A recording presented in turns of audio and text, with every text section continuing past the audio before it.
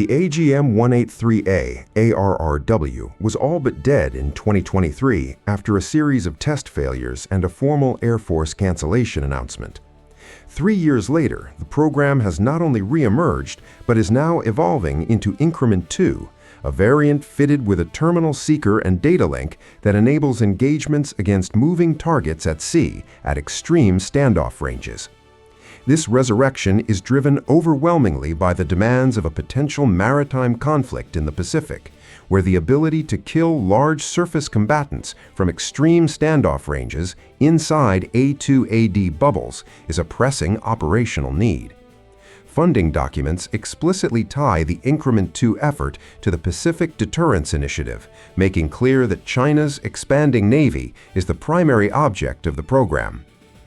For its part, the DF-27 has already been fielded as a land-based hypersonic glide vehicle capable of striking large ships across the vast distances of the Western Pacific.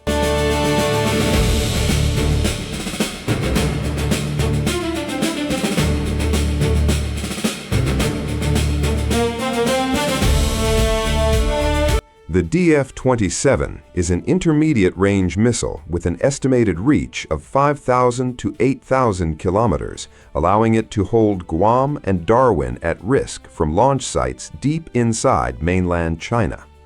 The AGM-183A ARRW is limited to roughly 1,600 kilometers in its air-launched boost-glide configuration, a much shorter range that is compensated entirely by the mobility of its launch platforms.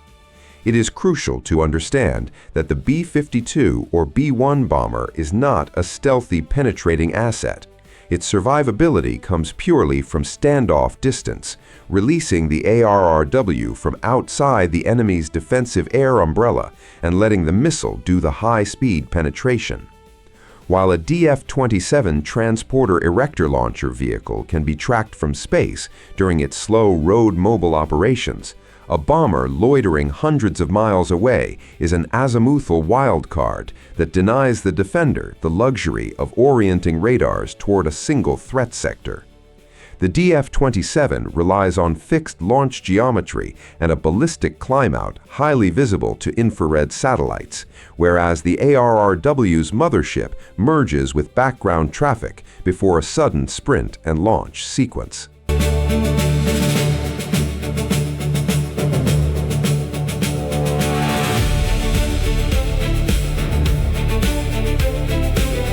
Both weapons employ hypersonic glide vehicles that detach from a rocket booster and maneuver unpowered through the upper atmosphere. But their terminal energy budgets reveal a critical trade-off between range and agility. The DF-27 covers intercontinental distances, so it trades its ability to pull sharp lateral turns for raw range, locking itself into a flight profile that must rigidly manage thermal loads over thousands of kilometers of sustained glide. If it maneuvers too aggressively, it generates massive drag and risks burning up, whereas the ARRW Increment 2 launches much closer to the fight and arrives with a far fresher kinetic budget specifically reserved for violent endgame maneuvering. This means the DF-27 acts like a high-speed sledgehammer that is difficult to stop but somewhat predictable in its final path, while the ARRW behaves like a scalpel that can execute hard lateral zigzags to hunt down a zigzagging carrier battle group.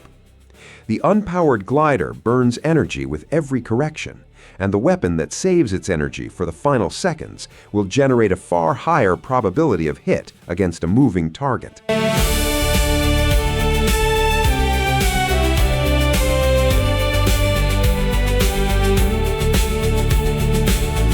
What truly separates these two systems is the architecture for finding a moving target at the end of the flight while surrounded by a sheath of ionized plasma. The AGM-183A Increment 2 is designed around a multi-mode seeker and a data link that receives in-flight target updates from off-board sensors, then pushes those coordinates through the plasma using advanced techniques like high-frequency K and W-band bursts, or even magnetic field injection to create temporary transmission windows in the ionized air. This integrated terminal guidance fuses the onboard seeker acquisition with a predictive motion model, so the glider does not need continuous external guidance during the final seconds of flight. The DF-27 almost certainly faces the same plasma physics, but open-source literature contains far less detail on its specific terminal sensor package, suggesting a heavier reliance on pre-computed aim points and mid-course corrections from over-the-horizon radar. Even with a working seeker, the latency of the kill chain becomes deadly because an aircraft carrier moving at 30 knots can travel over 150 meters during a mere 10-second delay between a satellite image and a target update.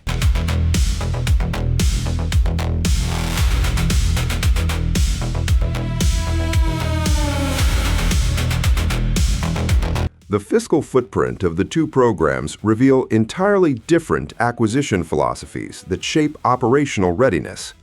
The Air Force is asking for just under $300 million in research, development, test, and evaluation funding for ARRW Increment 2, a relatively modest amount that strongly suggests the seeker and data link are being adapted from existing hardware, like the PRISM anti-ship missile seeker.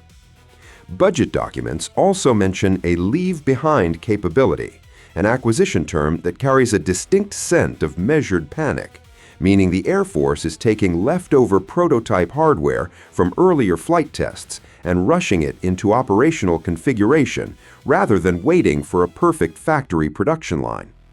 This is a surgical bridging strategy born of extreme operational urgency, aiming to get a functional hypersonic anti-ship capability deployed to Guam as quickly as possible. The DF-27 program sits inside China's massive and sustained investment in hypersonic infrastructure, with unit costs absorbed across a sprawling rocket industrial base that is deliberately opaque, reflecting a long-term pillar of anti-access warfare rather than a crash program.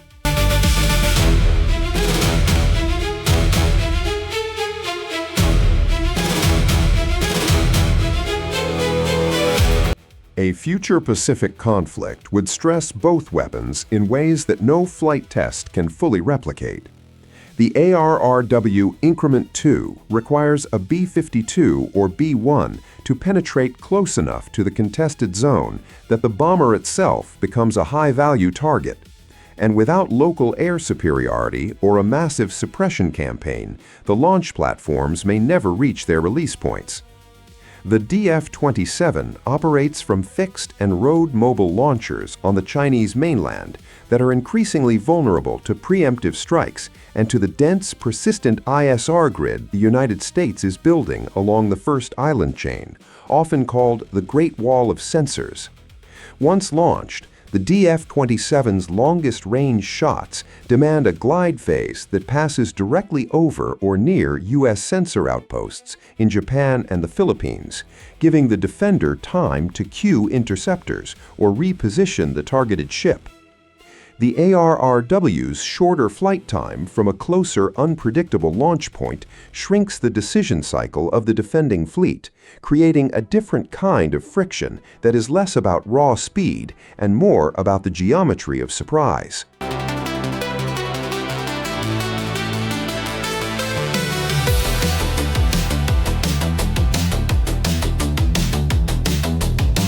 Both weapons sit on a dangerous and deliberate blur between theater conventional strike and strategic nuclear signaling. An AGM-183A launched from a nuclear-capable B-52 or a DF-27 launched from a PLARF dual-capable brigade both present the defender with a truly terrifying timeline. Because the defending commander has only minutes to decide if they are facing a conventional anti-ship strike or the end of the world. The flight profile of either missile toward a high-value carrier or a base on Guam would be initially indistinguishable from a nuclear attack, raising the risk of a conflict spiraling out of control due to a single misread radar return. The ARRW Increment 2's explicit focus on a terminal seeker and moving target kill can be read as an attempt to stabilize that ambiguity by making the weapon visibly oriented toward the tactical anti-ship mission, even if the warhead remains classified. The DF-27 lacks this visible tailoring at the sensor level, and therefore projects a broader, less discriminate threat profile that maximizes psychological pressure on an adversary fleet.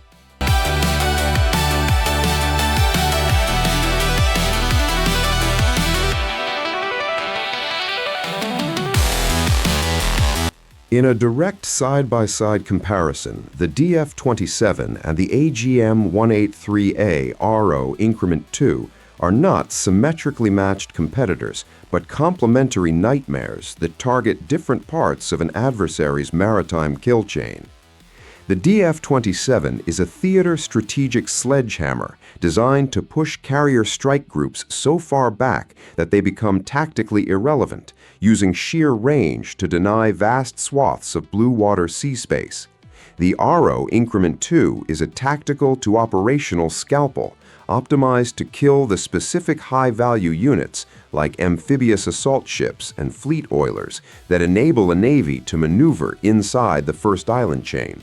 One shrinks the battle space by threat of area denial, the other dismantles the fleet's connective tissue from an unpredictable angle.